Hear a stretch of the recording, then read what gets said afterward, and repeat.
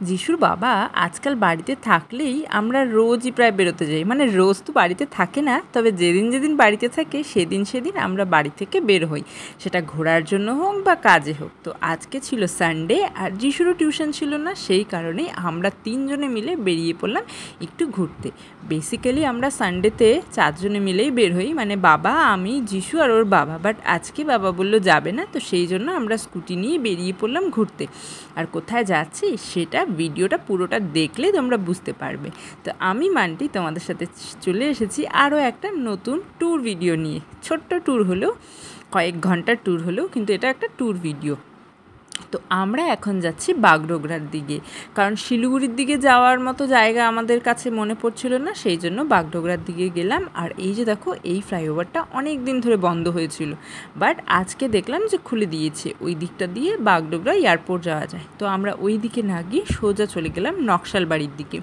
তো যেতে যেতে ওর বাবাকে জিজ্ঞাসা করছিলাম যে কোথায় যাব। ওর বাবা বললো চলো না, তোমাদেরকে নিয়ে যাচ্ছি একটা নতুন জায়গা। কোন নতুন জায়গা এখনও অবধি কিন্তু আমিও জানতাম না, বাট আকাশের দিকে তাকিয়ে এত ভালো লাগছিল।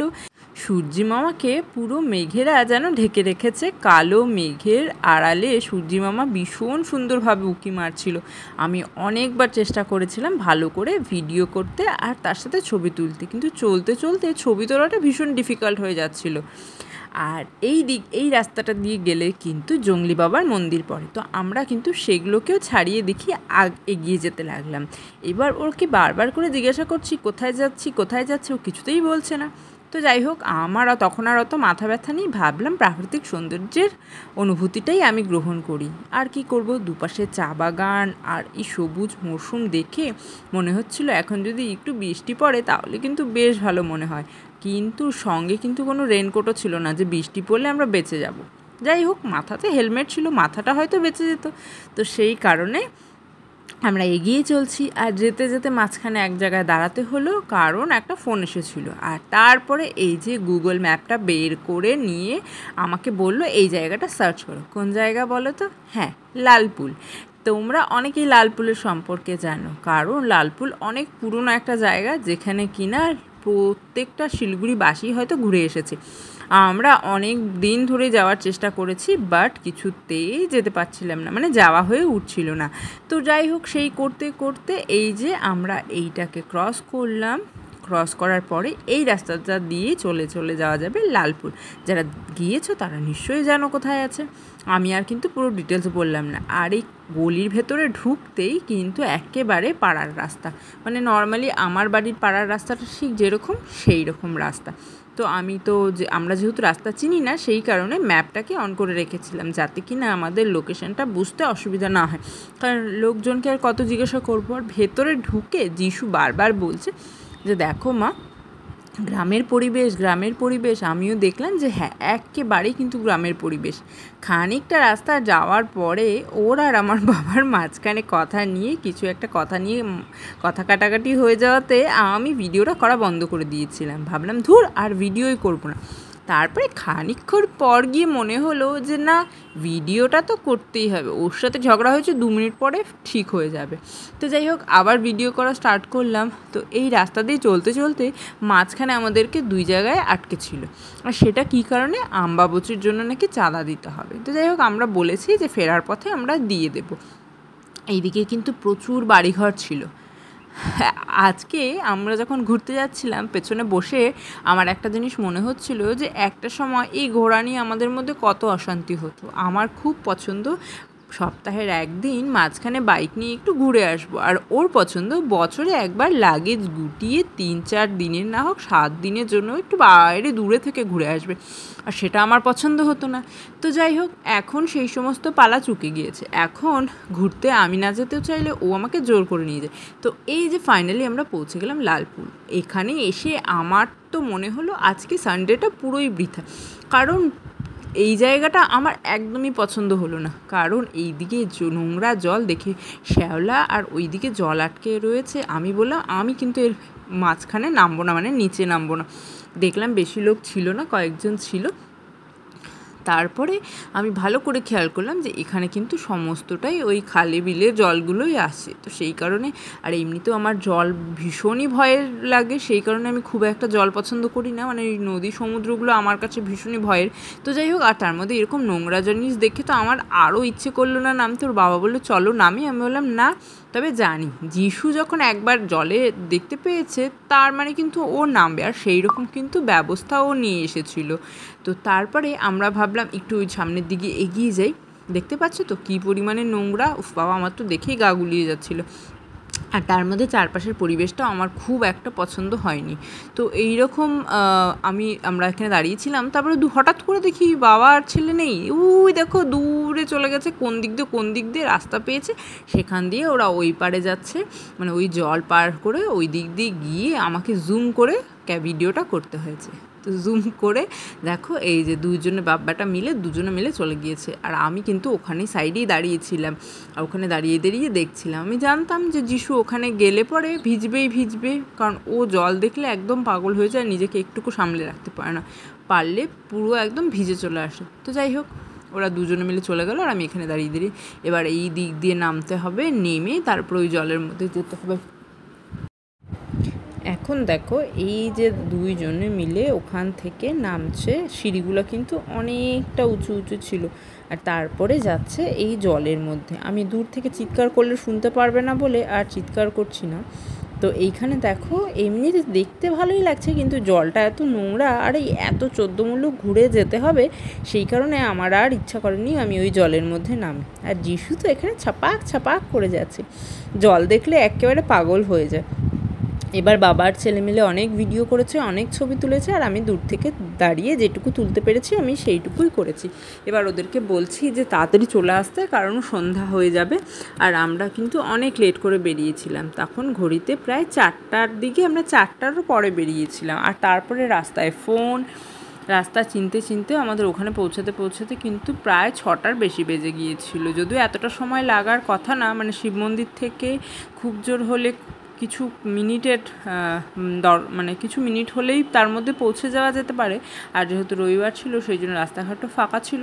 আর তারপরে গিয়ে দেখলাম ওখানে কিন্তু প্রচুর বাইরে থেকে লোক একজন এসেছিল কিষানগঞ্জ থেকে, মানে পুরো টিম এসেছিল। বাট আমার খুব একটা জায়গা পছন্দ হয়নি, কারণ আমি এইসব পরিবেশে যিশুকে নিয়ে যেতে চাই না একদমই।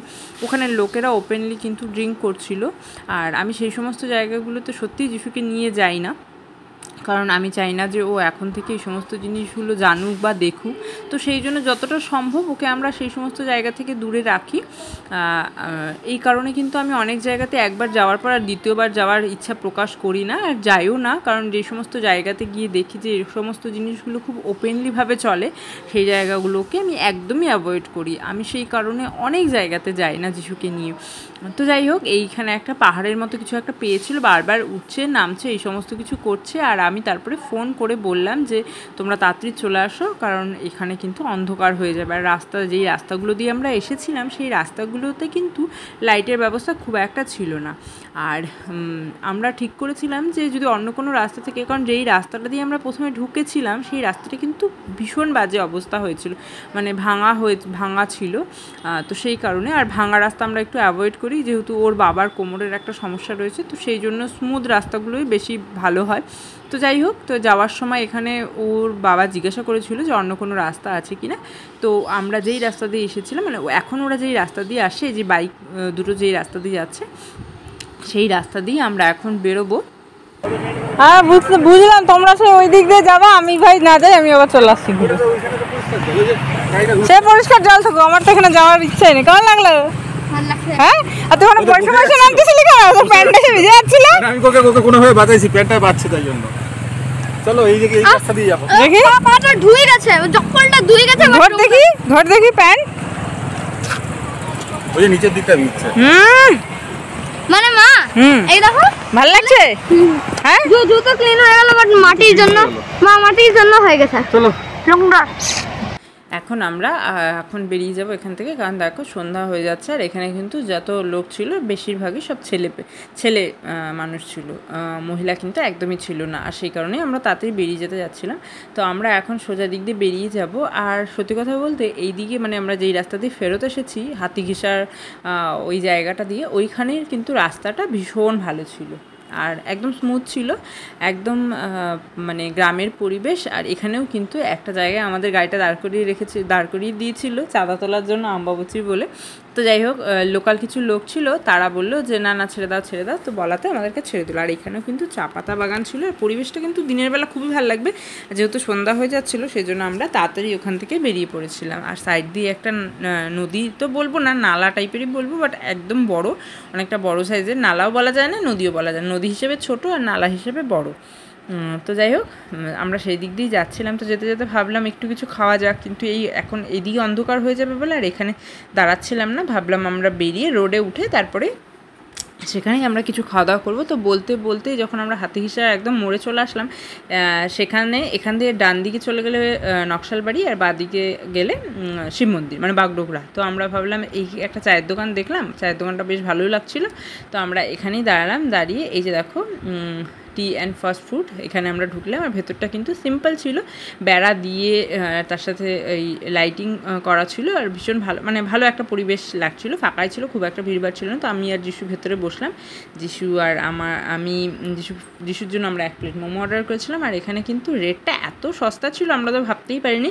এই চিকেন মোমোটা ছিল 40 টাকা, আর টেস্টটাও কিন্তু অসাধারণ ছিল, মানে ঠিক করেছি। এরপরে আমরা যদি নকশালবাড়ির এদিকে যাই, তা ফেরার পথে এই মোমোটা কিন্তু আমরা ট্রাই করব, কারণ খুবই ভালো ছিল। আর মাত্র 40 টাকা। এই যে দেখো এখানে আমি রেটটা দিয়ে দিয়েছি।